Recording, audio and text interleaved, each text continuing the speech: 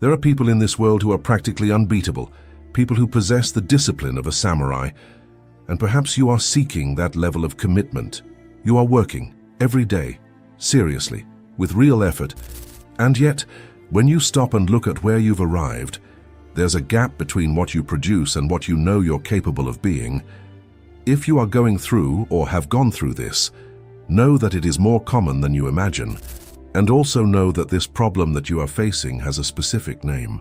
In 1645, Miyamoto Musashi he entered a cave alone on Mount Iwato in southern Japan. He had survived more than 60 duels. In most of them, he used a wooden sword against men with real steel.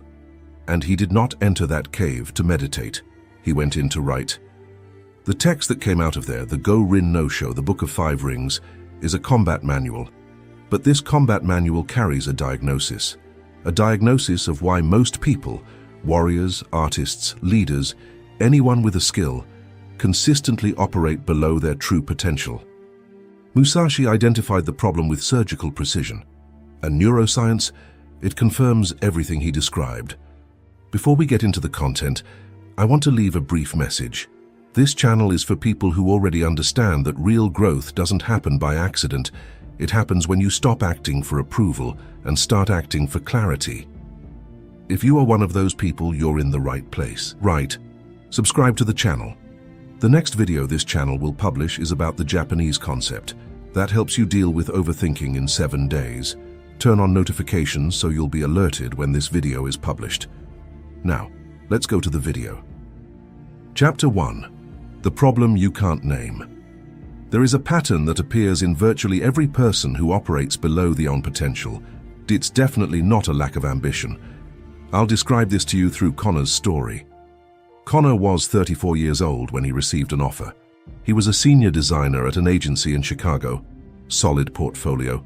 Clients who asked for him by name. A boss who always put him on the most important accounts.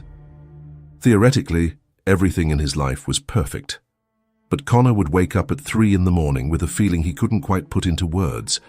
It wasn't generic anxiety. It was the feeling of a man running fast in the wrong direction, and knowing it, but unable to stop. The offer he received was simple. A small startup wanted Connor as head of design. Half the salary, uncertain equity, no big names in their portfolio. He spent 3 weeks in agony. He called 5 friends. They all had different opinions. He made spreadsheets. He lost sleep. And then one Tuesday night at 2:47 a.m., Connor realized something that completely paralyzed him. He didn't know what he wanted. He wasn't indecisive by nature, but I had never trained that ability. Connor was excellent at his job. That was a fact. But if you observed Connor closely enough in meetings, design reviews, conversations with clients, you would notice something strange. Every decision Connor made went through an invisible filter before being published. The filter sounded like this. What are they going to think of this? Not consciously. Connor didn't wake up every morning and say to himself, "Today I'm going to optimize my life for the approval of others." Nobody does that consciously. The filter was automated, built up over years, so integrated into how Connor operated that it had become indistinguishable from Connor's own personality. And that was why he woke up at 3 in the morning. Not because his life was wrong, but because it was right. Right according to everyone else's standards except his own. Musashi had a name for that. He called it kazari, ornament, the opposite of real utility. In the Book of Five Rings, Musashi described how most combat schools of the time had become pure kazari. Elaborate movements, impressive stances, refined aesthetics, everything constructed to appear skillful, not to produce results. And he destroyed them all, with a wooden sword, consistently and humiliatingly, because Musashi had eliminated kazari from his own practice. Every movement existed for a functional reason. No gesture was made to impress. The question left unanswered in Chapter 1 is this. If you were to remove from yourself everything you do for the sake of others' opinions, everything you say, decide, build, avoid, what would remain? This question seems simple. Try answering it honestly. Most people discover that far less remains than they expected, and that this far less is precisely the core from which all true mastery could have grown. Connor didn't know the answer to the question that night, but it was the first time he had managed to formulate it. Chapter 2. The Two Perspectives. Musashi described two types of vision, two completely different perspectives, and the distinction between them is the difference between a competent professional and someone who operates with true mastery. He called that first glance Ken. It's the eye that sees the obvious, what's on the surface, tomorrow's deadline, the 3-hour meeting, the dissatisfied client, the notification that just arrived. Ken isn't a problem in itself. It's necessary, but it's limited. He called the second gaze Kan. It is the eye that sees what lies beneath, the pattern that repeats itself, the intention before the movement, the structural cause before the visible effect. Musashi wrote, "To see far as if one were near, to see near as if one were far." This is essential in strategy. Most people operate almost exclusively with Ken.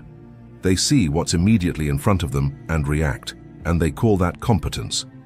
The problem with operating solely on Ken is that you become extraordinarily efficient at solving problems that are symptoms, while the underlying root cause remains untouched.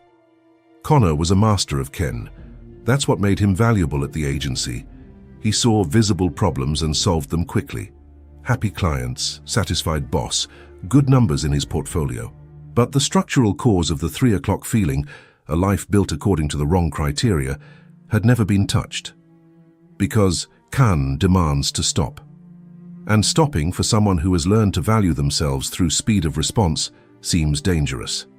Here neuroscience comes in with a precision that Musashi could not have articulated in 1645, but which he described functionally with accuracy. Psychologist Mihaly Csikszentmihalyi, after decades of researching high-performance states, identified that what separates average performers from elite performers is not the quantity of practice hours. It is the quality of attention during practice. More specifically, it is the ability to observe one's own performance with clinical detachment as it happens. Kan is exactly that. It's not vague introspection or generic meditation. It is the ability to view one's own operating pattern with the same objectivity with which a surgeon examines an X-ray. Researcher Anders Ericsson, whose work on expertise is often miscited online, discovered something even more specific.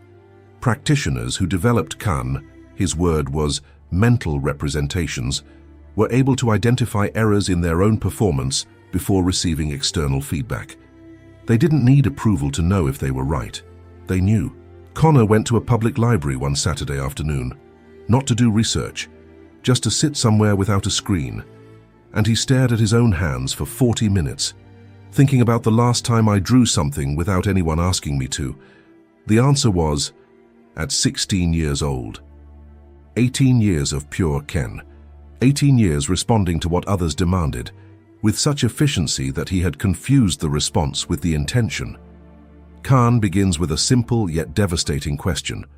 What do you do when nobody's asking, nobody's watching, and nobody will know? The answer reveals not what you are good at doing. It reveals who you genuinely are. Chapter 3. The Mind That Does Not Cling. Musashi's most famous duel took place one morning in April 1612 on an island called Ganryujima in the strait between Honshu and Kyushu. His opponent was Sasaki Kojiro, considered by many to be the best swordsman alive in Japan at that time, famous for a technique called Tsubam Gaishi, the return of the swallow, executed with a blade so long that it had earned the nickname clothes dryer. The duel was scheduled for dawn. Musashi arrived hours late. Kojiro waited, and the waiting did its silent work. Anger began to build. Concentration began to fracture. When Musashi finally disembarked from the boat, carving a wooden sword from the oar itself during the crossing, Kojiro was at the height of his indignation. The duel lasted seconds. Musashi won with a single blow. What Musashi had done was no cheap psychological trick. It was the application of a principle he had spent decades developing. Mushin. Mushin is often translated as empty mind, but we can say that Mushin is more precisely the mind that operates without attachment to the result. It's not the absence of emotion, it's the absence of clinging to emotion. You can feel the tension without letting the tension define the decision. You can want to win without the need to win, clouding your perception. Kojiro needed to win. This need occupied cognitive space that should have been available for perception.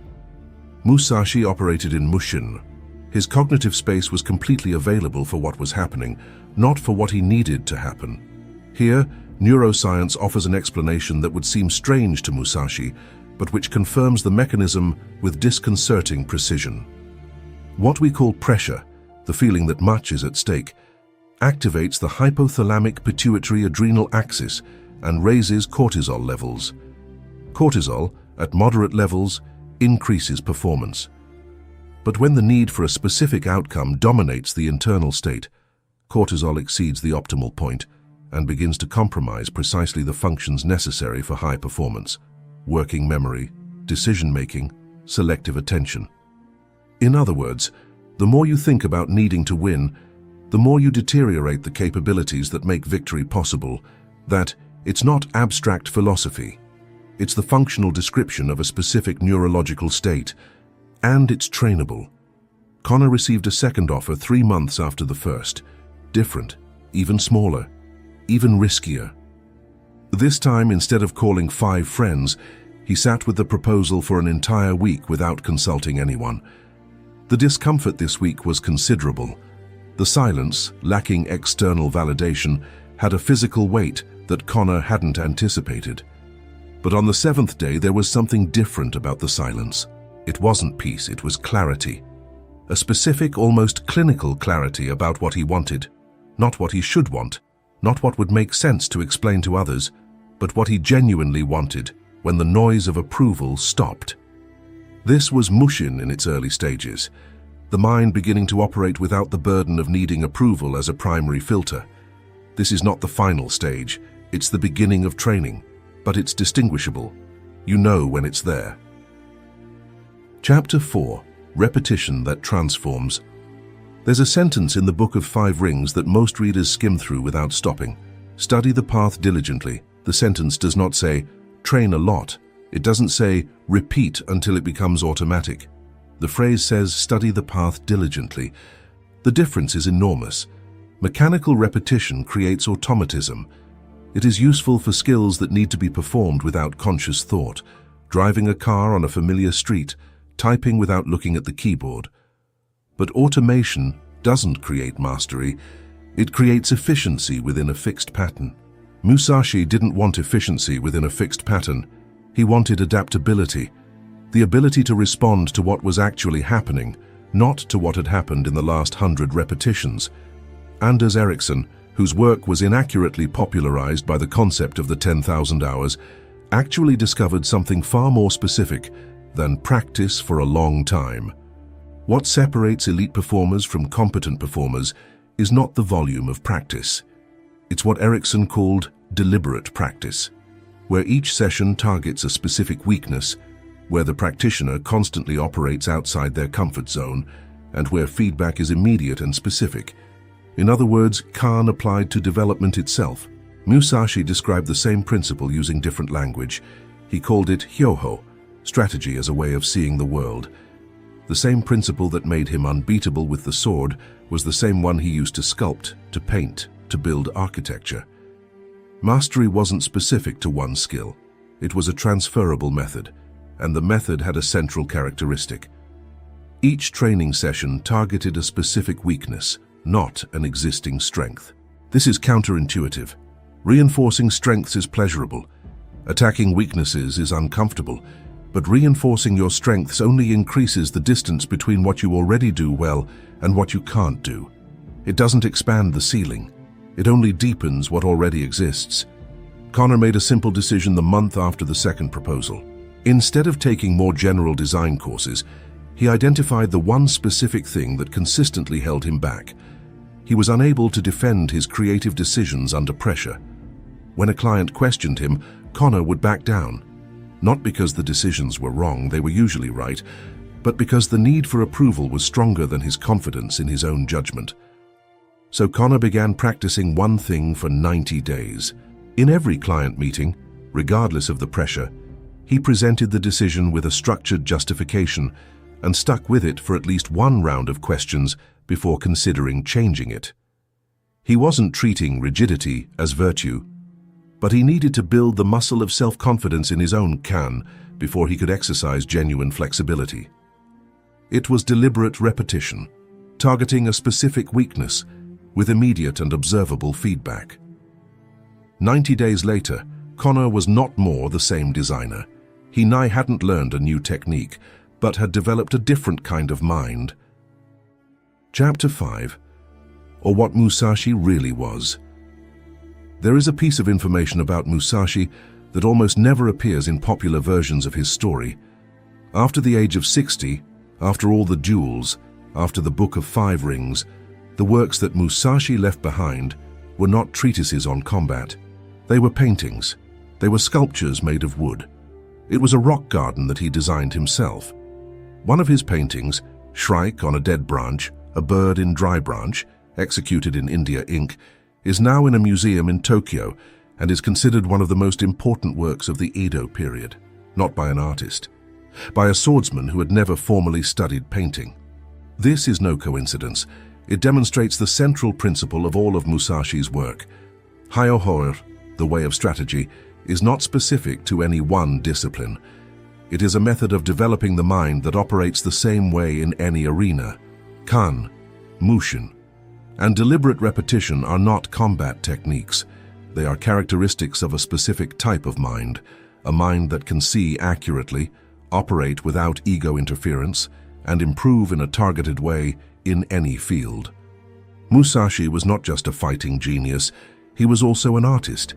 He was someone who had developed a certain type of mind, and this type of mind was capable of mastery in anything it touched. Contemporary cognitive neuroscience has a concept for this: domain general expertise. The idea is that certain types of training, particularly those that develop metacognition, emotional regulation, and deliberate attention, produce transferable capabilities across completely different domains. It's not that Musashi was extraordinarily gifted in multiple areas, it's that he had trained capabilities that are the infrastructure of all skill. Kan is metacognition, the ability to observe one's own cognitive process objectively. Mushin is emotional regulation, the ability to operate without letting one's emotional state contaminate their judgment. Deliberate repetition is focused attention, the ability to apply effort where it truly produces growth. These three abilities do not belong to any specific profession. They belong to the human mind. Connor accepted a proposal 6 months after the night at 3 in the morning. Not the startup from the first proposal, nor the one from the second. A third, even smaller, more aligned with what he had discovered about himself during the 90 days of silence.